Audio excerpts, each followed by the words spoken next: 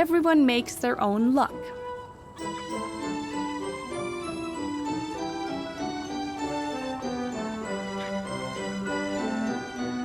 West of Grundarfjörður on Snæfellsnes, there once lived a brother and a sister named Svein and Gudrun.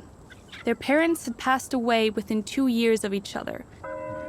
Their father died at sea, and their mother fell ill and died within a few months. Gudrun was 19 years old at the time, and Svein was 2 years younger. The sisters were allowed to continue living on the farm, even though some people from the district thought it ill-advised. By the time he was 20, Svein was strong as a bull and taller than most men. He was enterprising and good with his hands, skilled in both metal and woodwork. He was also in high demand as a stonemason. Following the loss of his parents, Svein turned to God. He was convinced that his parents were now better off in heaven. He had the word of God at his fingertips and detested paganism and superstition. On the other hand, the death of his parents within such a short span of time had aroused doubts in his sister, but she did not openly voice her thoughts. Gudrun was cheerful, gentle, and obliging. Accordingly, it came to pass that, as the midwife of the district was getting on in age, Gudrun went to assist her. Their duties brought them all over the area, and Gudrun was well liked wherever she went. Many looked over her with warm and hopeful eyes, but she said she would not marry until Svein had found a wife. And so he did, in his 23rd year when he became engaged to a girl from Rif, and they decided to marry that same year. A distinctive mountain by the name of Fjarðarfjall rose above the farm. On the mountainside, the rocky cliffs made a striking appearance, and it has long been held that Huldufolk, or hidden people, live there. One night, Gudrun was aware of a man standing by her bed. He said, "My wife, who is with child, has taken ill. I bid you come and assist us." Gudrun walked outside the farmhouse with the man and up the mountainside towards the cliff, which opened and they entered. Inside, a woman lay on the bed and 2 children stood with anxious expressions at her bedside. Night came and the delivery was difficult, but in the end, a baby girl was born, to the great joy and relief of the parents, children, and Gudrun. When the woman had recovered somewhat after the delivery, she received the child, held it to her breast, and said, "Thank you, Gudrun. This would have taken a very different turn had it not been for you. I will recompense you for your helpfulness sooner or later." Gudrun then departed home to the farm. When she awoke the next morning, she told Svein about what had happened during the night. He reacted impertinently and said, "It is not Christian practice to believe in the existence of elves in rocks and crannies." He saw that Gudrun did not like what he had to say and added, "Dear sister, you must have been dreaming, which only goes to show that you were obliging both in sleep and wakefulness." Svein was ambitious and wanted to build a church on the land and get married there, and in so doing create better conditions for the Christian devotion and improve daily life in the district. He brought up the matter with Gudrun. "I have considered getting building materials from Fjarðarfjall, as there is good rock to be found there." Gudrun did not approve of her brother's idea and asked him to quarry for rocks elsewhere. Svein was resolute, however, and no matter how hard she pressured him, he would not change his plans. The next morning, he went up into the mountain armed with his stone-cutting tools. He rose to the attack, loosened rocks from the cliffs, and at times rolled entire boulders down the precipice towards the spot where he planned to make use of the material. Svein was extremely happy with how well his work was going. In the evening, Gudrun tried to hide her concerns and rejoice with her brother, for she did not want them to go to bed quarreling.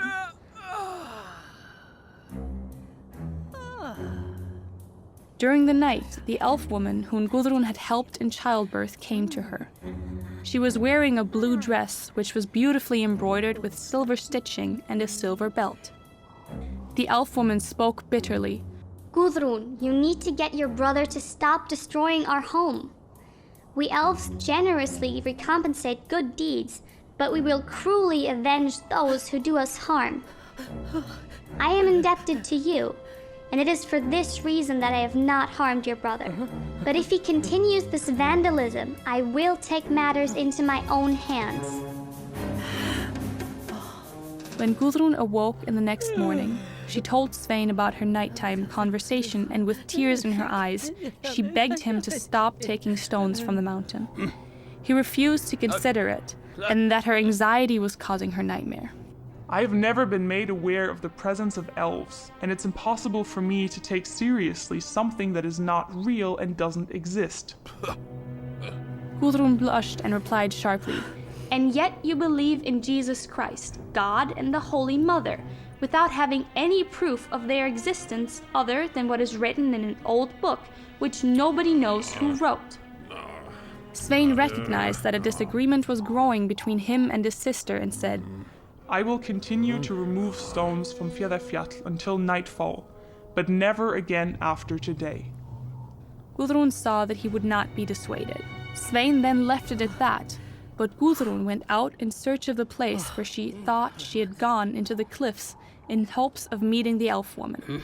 She wanted to come to an agreement, but the elves remained hidden. Svein went to work with somewhat less energy than the previous day.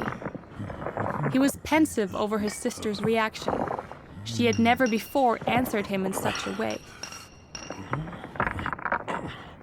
He sat down, and when he looked up from his thoughts, he saw a woman on the cliff's edge. She was dressed in blue with a silver belt around her waist. She was a magnificent woman, but she had an angry expression. He realized that she was the elf woman about whom his sister had warned him.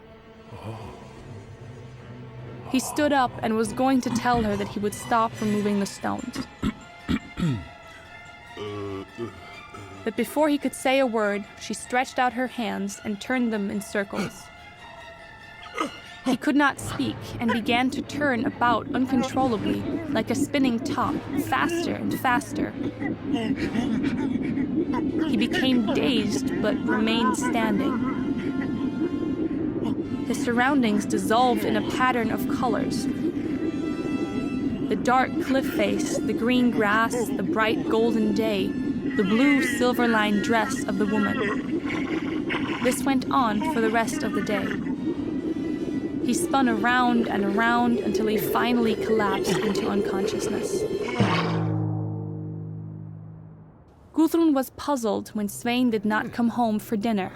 She grew more and more anxious as she made her way up the mountainside and did not hear any signs of her brother striking the rock with the stone-cutting tools or clearing the stones.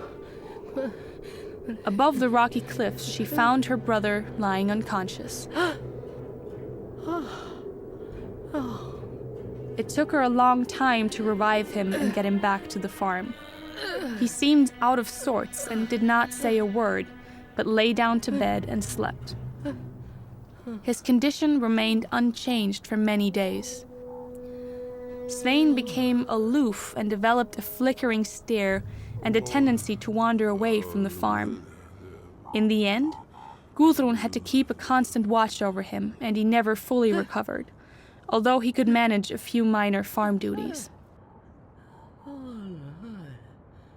Svein survived in this condition for 2 decades.